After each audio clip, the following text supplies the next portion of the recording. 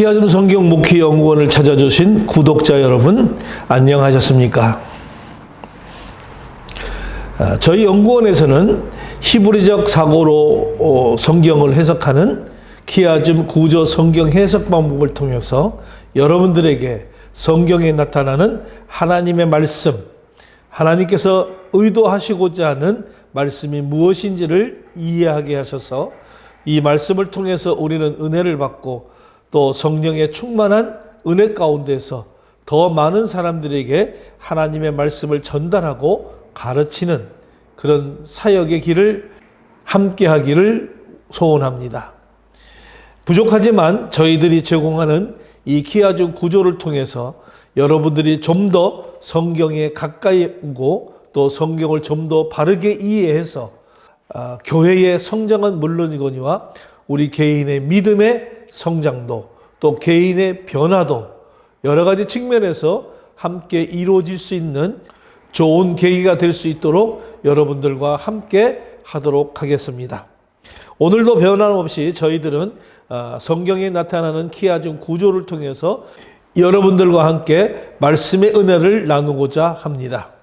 저희 키아즘 성경 목회 연구원의 부속기관인 페트라 사이버 신학 아카데미가 있습니다.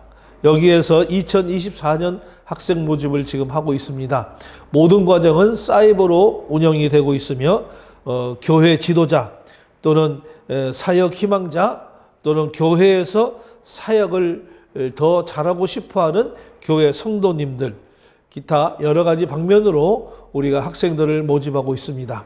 혹시 우리 목회자님들이나 또는 성도님들 이 유튜브 방송을 시청하고 계시는 여러분들 주위에 좀 더 하나님의 말씀을 깊이 알고 또 신학을 하고자 하시는 분들이 계시다면 저희들에게 소개해 주시면 저희들이 잘 안내하고 말씀을 잘 가르쳐서 올바른 하나님의 사람으로 양육하고 훈련시키겠습니다.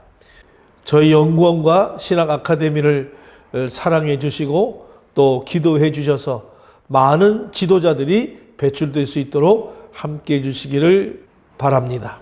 이번에 키아즘 성경 우리 시가서 지금 발간 준비에 앞서 있습니다.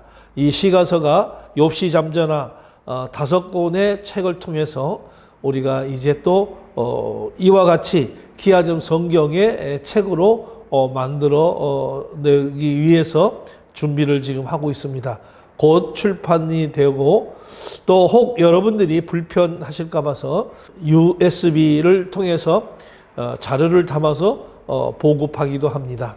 여러분들이 원하시면 이번에 키아즘 성경 시가서, 사복음서 또는 율법서, 모세오경, 그 다음에 다니엘서와 요한계시록, 기타 다른 어떤 책들을 여러분들에게 많이 소개하고 있습니다.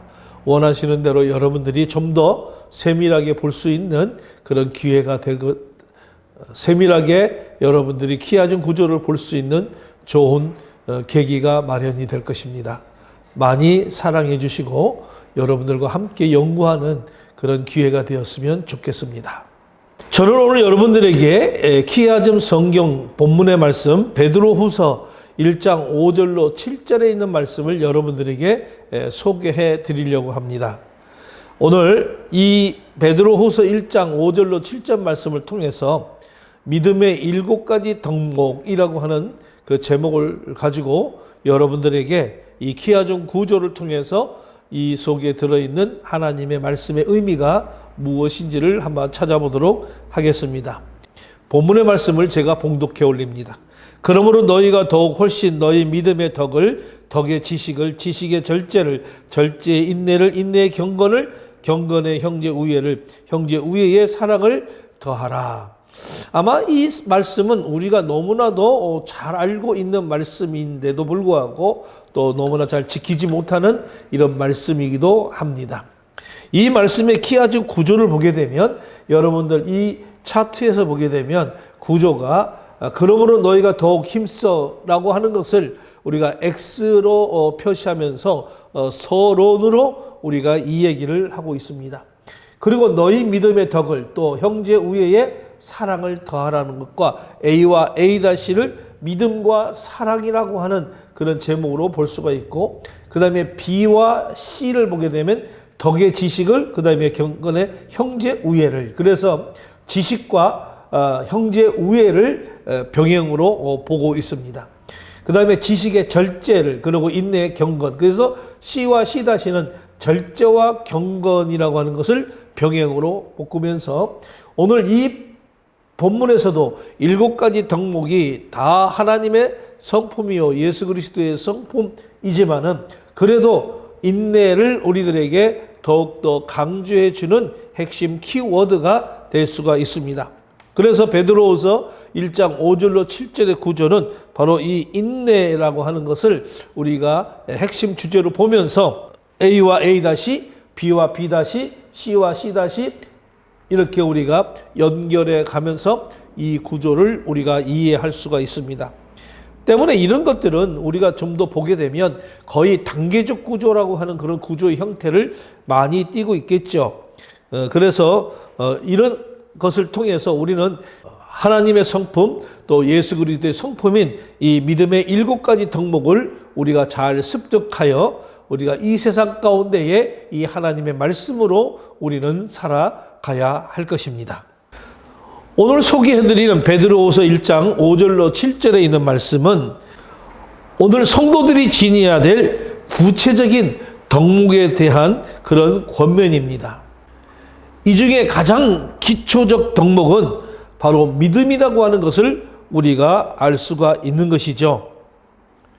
믿음이라고 하는 것은 전적인 하나님의 선물입니다.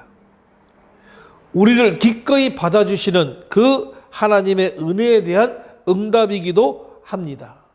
그래서 그리스도인들은 이 믿음을 통해서 구원을 얻게 되는 것이고 또 세상과 썩어질 것을 피하고 하나님의 성품에 참여하게 되는 것입니다. 따라서 이 믿음이라고 하는 것은 그리스도인의 삶의 밑바탕이 된다고 말씀을 드릴 수가 있습니다. 그래서 믿음이라고 하는 것은 우리들에게 굉장히 중요한 사항이다라고 말씀을 드리죠.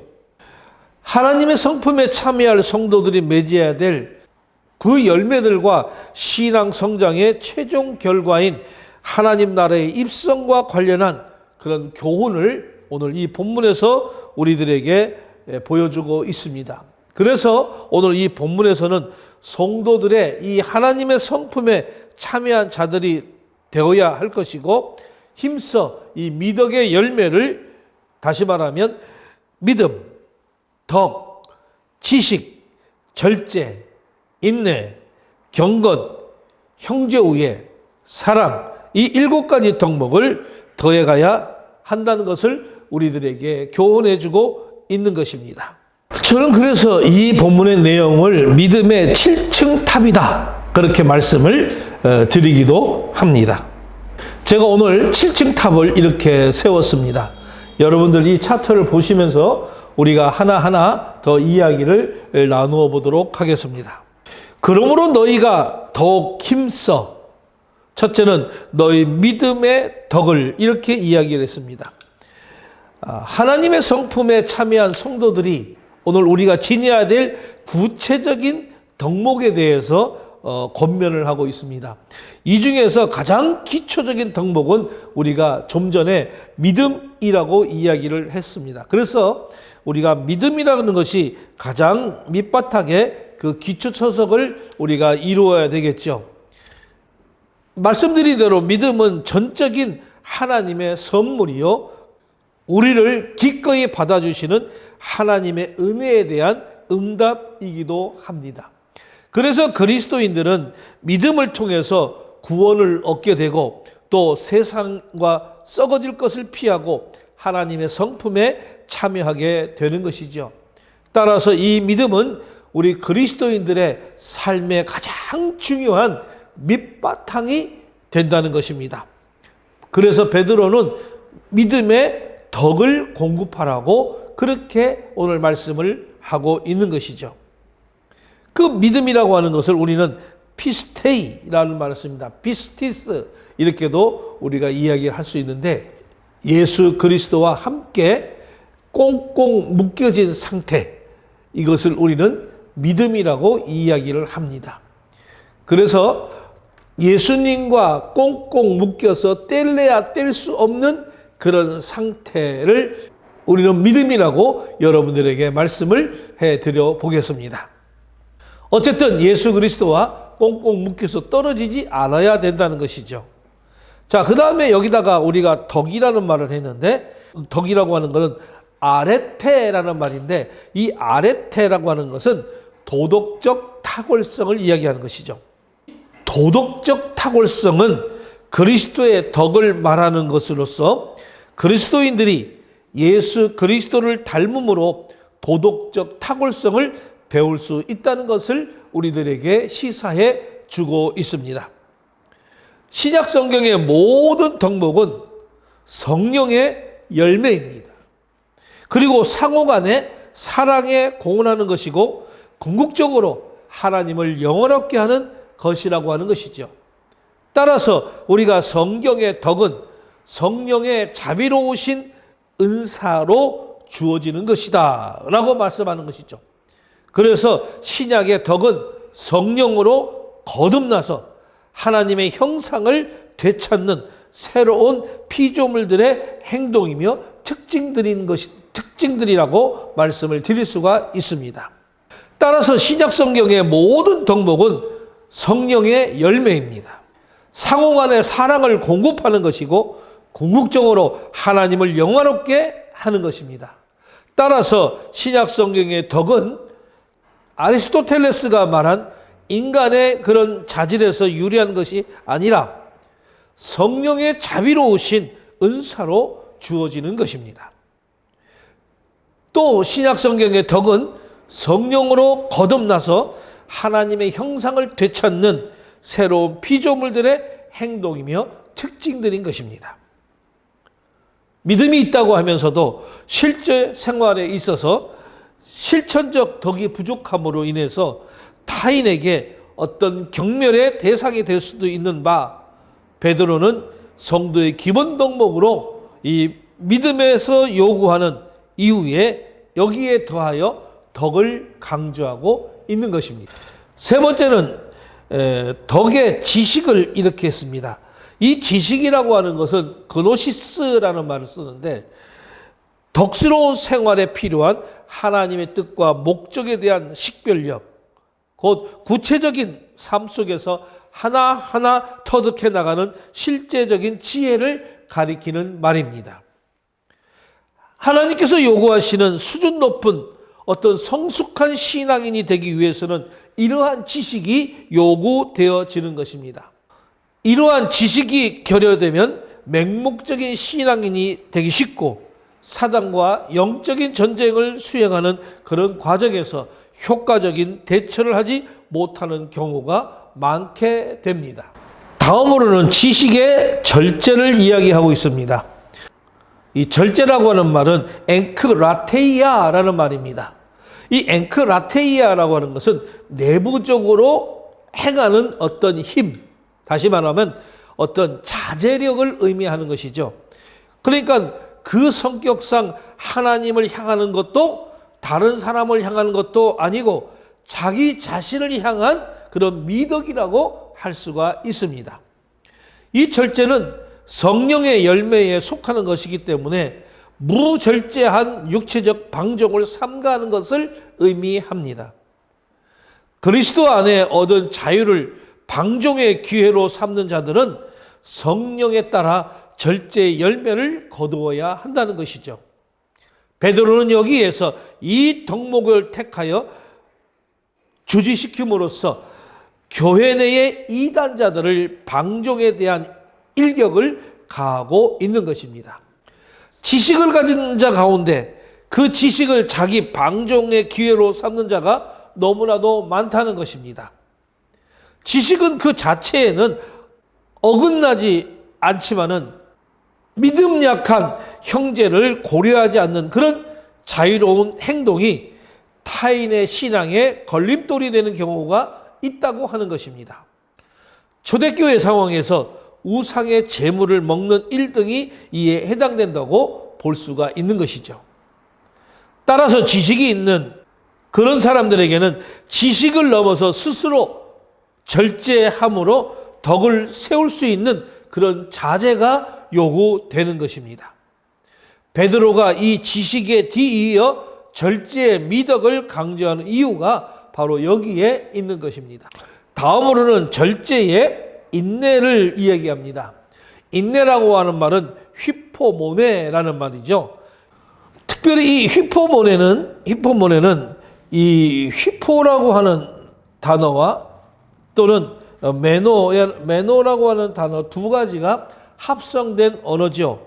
그래서 이 휘포라는 단어는 아래에 또는 메노라고 하는 말은 머물러 있다. 그래서 아래에 머물러 있다라고 하는 그런 말로 우리가 해석되면서 이것을 해석을 하면 힘들고 어려운 상황 안에서 피하지 않고 자신의 자리를 지키는 것을 의미합니다. 스토아 철학에서도 인내를 중요한 미덕으로 보고 있죠. 그렇지만은 스토아 학파가 말하는 인내는 맹목적으로 운명을 감수하는 것입니다. 그러나 우리 성경이 말하는 인내는 하나님의 약속에 대한 굳은 신앙으로부터 나오는 것입니다.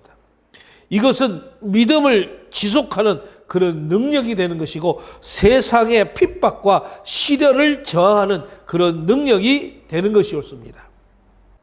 특히 오늘 본문에서는 그리스도인들이 핍박과 시련에 당면하여 보여주어야만 하는 그런 미덕을 주지시키고 있습니다.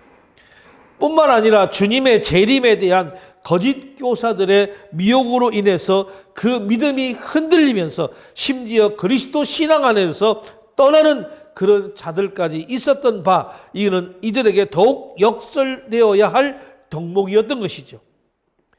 특히 앞서 나온 자기를 스스로 통제하는 절제력에 있다 하더라도 이를 끝까지 유지시키는 인내가 없으면 결국 실망하고 절제력을 상실하기 때문에 베드로는 절제에 뒤이어서 바로 인내를 강조하고 있는 것입니다. 인내는 우리가 휘포모네라고 이 얘기를 했습니다. 정말 힘들고 어려운 상황 아래 피하지 않고 자기 자리를 지키는 것을 의미한다고 얘기했습니다.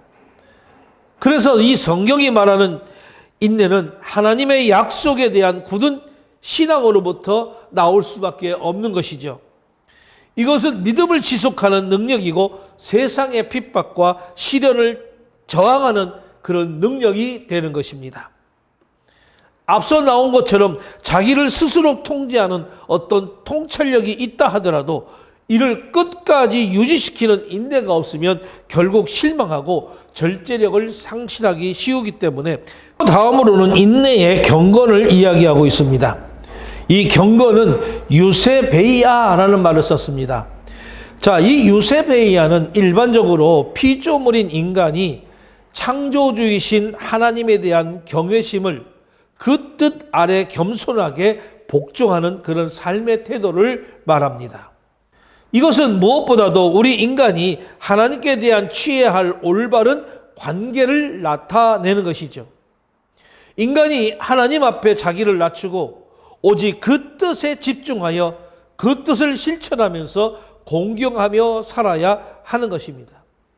그렇지 못한 사람은 자신이 하나님과 비기려고 하거나 아니면 하나님보다 더 높아지려고 하는 것이죠. 특별히 앞서 나온 바 참고 견디는 인내력이 강한 그런 사람이 자신의 의지를 더욱 중요하게 생각하여서 하나님께 대하여 공경하는 자세를 취하지 않을 그런 위험성이 있기 때문에 베드로는 인내에 뒤이어서 경건을 강조하고 있는 것입니다. 다음으로는 경건의 형제우애를 이렇게 이야기했습니다. 특별히 여기서 형제우애는 필라델피아라는 말을 썼습니다. 이거는 형제에 대한 사랑이라고 하는 그런 의미이죠. 문자적으로 말하면 한 어머니 뱃속에서 나온 그런 혈육을 의미하지만은 여기서는 그리스도 안에서 한 믿음을 가진 그런 지체를 가리킵니다. 형제 사랑에서 가장 큰 실행은 그를 위해서 목숨까지 희생하는 그런 것입니다. 그래서 필라델피아, 어머니 뱃속에서 나온 그런 혈육과 같은 의미로 형제 우애를 지금 이야기하고 있는 것이죠. 바로 그것을 예수님께서 행하셨습니다. 뿐만이 아니라 믿음 안에 한 지체를 사랑하는 것은 참된 제자의 특성이라고 말씀을 드리고 싶습니다. 누구든지 하나님을 사랑하노라고 그 형제를 미워하는 이는 거짓말하는 자인 것이다 라고 요한일서 4장 20절에 우리들에게 교훈해 주고 있죠. 하나님의 성품에 참여한 자들, 또는 베드로 전서에 나타난 대로 중생한 자들, 그리고 문화나 계급이나 교회 직분의 차이를 막론하고 만왕의 왕이신 하나님의 자녀들로서 피차 변화된 그런 존재에 걸맞는 태도를 우리는 보여주어야 합니다. 결국 이 형제 우애, 다시 말하면 형제 사랑을 하는 자들은 서로의 짐을 짊어짐으로써 그리스도의 법을 성취하면서 성령 안에서 하나 된 것을 힘써 지키는 자들이라고 말씀을 드릴 수가 있어요. 오늘 베드로가 하나님을 향한 이 덕목이라고 할 수 있는 이 경건은 뒤에 형제 우애를 말한 것은 경건에 너무나도 지나치게 치중하여 형제 사랑의 덕목을 무시하는 자들이 너무 많았기 때문에 오늘 이 베드로는 우리들에게 이 교훈을 전해주고 있는 것입니다. 믿음으로 시작된 그리스도인들의 이 덕목은 이제 마지막 사랑으로 완성이 되어집니다. 여기서 말하는 사랑은 그래서 아가페라고 하는 이런 단어를 쓰는 것이죠. 친구들 간의 우정을 뜻하는 필리아나, 남녀 간의 애정을 뜻하는 에로스와는 아주 근본적으로 다른 것이죠. 아가페는 근본적으로 하나님께 기원을 두고 있기 때문에 그렇습니다. 이것은 오늘 하나님께서 우리들에게 보여주신 그 태도를 반영하고 있는 것이죠. 따라서 아가페는 우리들의 인격에 의하여 우러나오는 것이 아니라 하나님의 인격에 의하여 우러나오는 것입니다. 이 사랑은 사랑의 본체이신 하나님께서 오늘 독생자 예수 그리스도를 통하여 이 세상에 보여주신 것이므로 전적으로 이것은 희생을 내포하고 있는 것이죠. 또한 하나님께서 우리 속에 이루고자 하는 것이 바로 이 아가페 사랑입니다. 베드로는 이 신적 사랑을 나타내는 아가페라고 하는 단어를 5절에서부터 시작된 신의 성품에 참여한 그런 자들이 맺어야 될 미덕의 열매들의 목록을 마감하면서 성도에게 있어서 무엇보다도 중요한 것은 하나님의 사랑을 본받는 것임을 알게 하고 있습니다. 우리는 베드로후서 1장 5절로 7절의 말씀을 통해서 믿음의 7가지 덕목에 대한 것을 우리가 알아보았습니다. 우리가 선한 믿음을 통해서 덕으로 나가야 하는 것이죠. 그리고 하나님을 향한 믿음이 있다면 우리가 덕을 쌓아가야 하는 것이고, 덕이 있다면 그 덕이 온전해지도록 지식을 쌓아가야 하는 것입니다. 그리고 지식의 절제가 요구되어지는 것이고, 절제를 알지 못하는 그 지식은 하나님을 심판하고 자신이 하나님의 자리를 차지하려고 하는 것입니다. 그래서 절제는 다시 인내가 요구되어집니다. 왜 그렇습니까? 아무리 이해할 수 없는 상황 속에서도 우리는 하나님의 선하심에 대한 믿음을 가져야 하기 때문에 그렇습니다. 그리고 결국 인내는 경건, 즉 하나님을 경외하는 그곳으로 나아가야 하는 것이죠. 자신의 유한함에 대한 인정이 하나님을 경외하는 경건으로 나아갈 때만 우리는 인내할 수 있고, 또한 그 가운데서는 즐거워할 수가 있는 것입니다. 베드로는 5절에서부터 시작된 성도에 대한 하나님의 요구들의 끝자리에 가서야 사랑을 말하고 있습니다. 우리 기독교를 사랑의 종교라고 이야기하지만 이 사랑은 믿음과 덕과 지식과 절제와 인내와 경건과 형제 우애를 거쳐야 비로소 이 사랑이 될 수가 있기 때문에 그렇습니다. 하나님을 사랑하는 일은 하나님이 먼저 우리를 사랑하셨다는 이 사실에 대한 믿음에서부터 우리는 시작이 되는 것이죠. 그 믿음이 나를 향한 하나님의 덕스러움을 알게 하고 그 알미 나로 하여금 덕을 이루도록 재촉하고 있는 것입니다. 그 덕은 다시 지식으로 보충되어야 되고 다시 절제와 인내와 경건이 뒤따라야 합니다. 그리고 나서야 우리는 비로소 내 옆에 있는 한 형제를 제대로 사랑하기 시작할 수가 있는 것입니다. 그러나 이 말은 앞으로의 과정을 다 거치기 전까지는 사랑하지 말라는 것이 아닙니다. 이 모든 과정은 오로지 사랑에 의하여 지배되어진다고 하는 것입니다. 하나님의 사랑이 이 과정을 출발시키며 하나님을 향한 우리의 사랑이 이 길을 걷게 하는 것입니다. 우리는 살아가면서 자주 실패하고 하나님이나 이웃보다 세상과 나 자신을 더 사랑한 일을 우리는 반복적으로 하고 있습니다. 그렇지만 그 모든 과정을 통해서 성도들은 하나님의 넓고 깊은 사랑을 분명히 알게 될 것이고 하나님과 이웃을 온전히 사랑할 수 있게 될 것입니다. 그러나 쉽게 낙심하지 말고 더욱 힘써서 이웃과 하나님을 사랑하는 우리 모두가 되시기를 소원합니다.